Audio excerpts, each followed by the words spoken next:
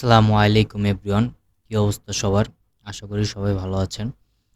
আজকে আমরা একটা টুল সম্পর্কে জানবো, যেটা হলো ইনফরমেশন গ্যাদারিং টুল, বা অনেকে আবার এটাকে ইনুমারেশন টুলও বলা হয় থাকে, মানে বলে থাকে।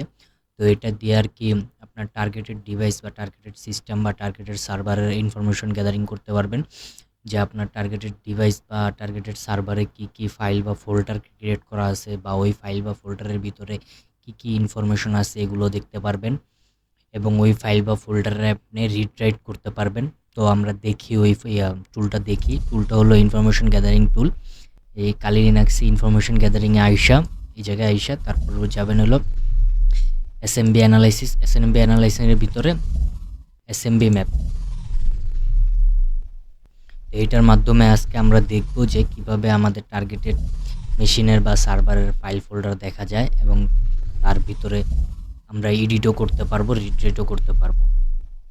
তো এই যে এসএমবি ম্যাপ, যেহেতু যদি অপশনগুলো দেওয়া আছে, যে অপশনগুলো যদি দেখতে চান, তাহলে এসএমবি ম্যাপের অপশনগুলো দেখতে চাইলে এসএমবি ম্যাপ লেখা ড্যাশ হেল্প এইচ লিখলেই হয়ে যাবে।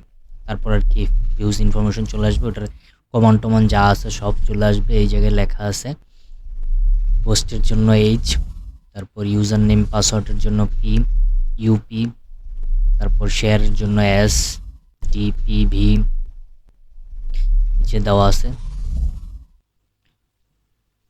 এটার কমান্ডগুলো দেওয়া আছে। আর এগুলো নিয়ে যদি বিস্তারিত জানতে চান তাহলে ম্যান লিখবেন।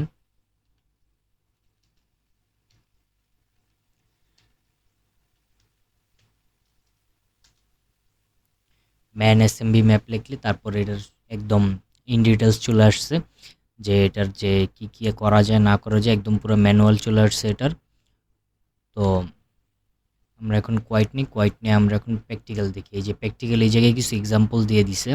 এই যে জায়গায় কিছু এক্সাম্পল দিয়ে দিছে যে এটা কিভাবে কি ইউজ করা যায় বা কিভাবে কি ইউজ করা লাগে, এই যে এটার প্র্যাকটিক্যাল দিয়ে দিছে। তো সাধারণ যদি আমরা দেখি যদি এই যে এই জায়গায় তো ইউজার নেম প্লাস পাসওয়ার্ড দিয়ে দিছে বা ওয়ার্ড গ্রুপ দিয়ে দিছে। এখন আপনি ধরেন ইউজার নেম জানেন না বা পাসওয়ার্ড জানেন না, তো সেক্ষেত্রে আপনি কি করবেন, এসএমবি ম্যাপ লিখবেন। এসএমবি ম্যাপ লেখা আপনি জাস্ট এইচ লেখা হোস্টের আইপিটা দিয়ে দিবেন, তাহলেই হবে। আর আমরা হলো প্র্যাকটিস করব হলো যে আমাদের মেটাএক্সপ্লয়েটেবল টু লিনাক্সে প্র্যাকটিস করব। তো আমরা প্র্যাকটিক্যালে যাই। ড্যাশ এইচ লেখা আমরা খালি মেটাএক্সপ্লয়েটেবল টু এর আইপিটা লিখে দিই 103। ওকে, রেজাল্ট চলে আসছে। এই যে আমাদের মেটাএক্সপ্লয়েটেবলের আইপিটা আসছে, এই মেটাএক্সপ্লয়েটেবলের এই যে 103, লাস্টে 103। এবং এটা আর কি কত নম্বর পোর্ট থেকে কমিউনিকেশন করছে এটাও কিন্তু চলে আসছে 445। এবং এই জায়গায় লেখা আছে এই যে ডিস্কগুলো যে আসছে, এটা হলো ওই মেটাএক্সপ্লয়েটেবল টু এর ভিতরে আমার এই ফোল্ডারগুলো বা ডিরেক্টরি বা ফাইল যা বলেন, ফোল্ডার বলেন, ডিরেক্টরি বলেন, এই যে এইগুলো হলো ক্রিয়েট করা আছে। তো এই জায়গায় বলতেছে কি রিড রাইট করতে পারবো শুধু একটা, আর বাকিগুলো no access no access no access no access আসছে।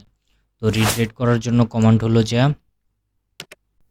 এসএমবি নেট লিখি, এসএমবি ম্যাপ, তারপর হলো যে আমরা যেই ফাইলটার অ্যাক্সেস নিব, যে ওই ফাইলটার নাম লিখতে হবে, ড্যাশ আর দিব, ড্যাশ আর দিয়ে ওই ফাইলের নামটা লিখব, কি না ফাইলের নাম টেম, এবং হোস্ট নেমটা লিখে দিতে হবে, না হলে হবে না। বড় হাতের এইচ, হোস্ট নেমটা কি 192.168.0.103। ওকে, এই যে চলে আসছে। এই যে টেম ফোল্ডারটার ভিতরে বা টেম ডিরেক্টরিটার ভিতরে এই যে এই ফাইলগুলো আছে, এই যে এই ফাইলগুলো আছে, এই যে। তো আমরা এখন চাইলে এখন এই ফাইলগুলোর এডিট করতে পারবো, রিড করতে পারবো, রাইট করতে পারবো। তো এখন দেখি, এখন দেখলাম যে আমাদের কাছে যদি ইউজার নেম বা পাসওয়ার্ড যদি আমরা না জানা থাকে, তাহলে আমরা ডাইরেক্ট এভাবে করতে পারি। তো আমাদের কাছে যদি ইউজার নেম আর পাসওয়ার্ড জানা থাকে, সেক্ষেত্রে আমরা কি করব, সেক্ষেত্রে আমাদের এই জায়গায় ইউ দিব, ইউ দিয়ে ইউজার নেমটা লিখবো। তো মেটাএক্সপ্লয়েটেবলের user name MSF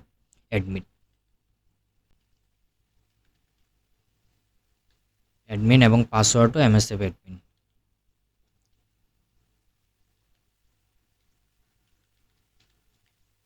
MSF admin হ্যাঁ, হোস্ট নেম লেখা দিলাম। এই যে এবার কিন্তু আবার এক্সট্রা ফাইল আসছে, তখন কিন্তু এক্সট্রা ফাইল আসে নাই। আমি দেখাই আর একটা নিউ ট্যাবে যেয়ে দেখাই।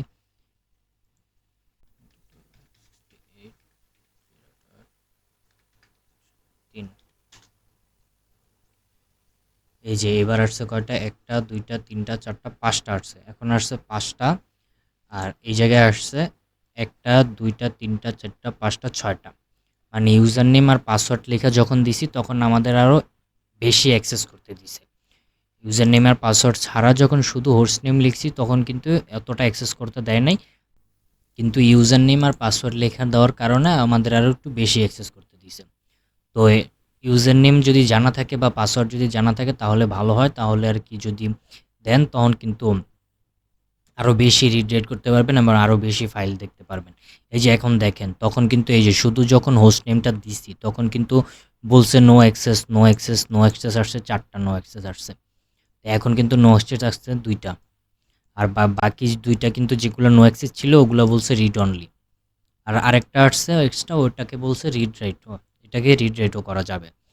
তো আপনার যদি দেখতে চাই যে এটার ভিতরে রিড রাইট যেহেতু করতে যাবে দেওয়া যাবে, তাহলে এই এমএসএফ অ্যাডমিন নতুন একটা ফাইল আসছে, এই ফাইলটার ভিতরে কি আছে এটা যদি দেখতে চাই তাহলে ড্যাশ আর আমরা ফাইলের নামটা লিখব।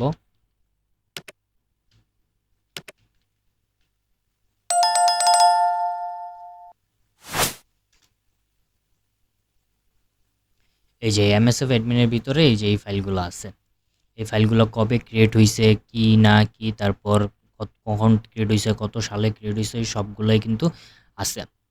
তো এইভাবে হলো আমরা এসএমবি ম্যাপ ব্যবহার করে টার্গেটেড ডিভাইসের বা টার্গেটেড সার্ভারেরও আমরা ডিরেক্টরি বা ফোল্ডার দেখতে পারবো। তো এটা কিন্তু খুব ইজি একটা মেথড।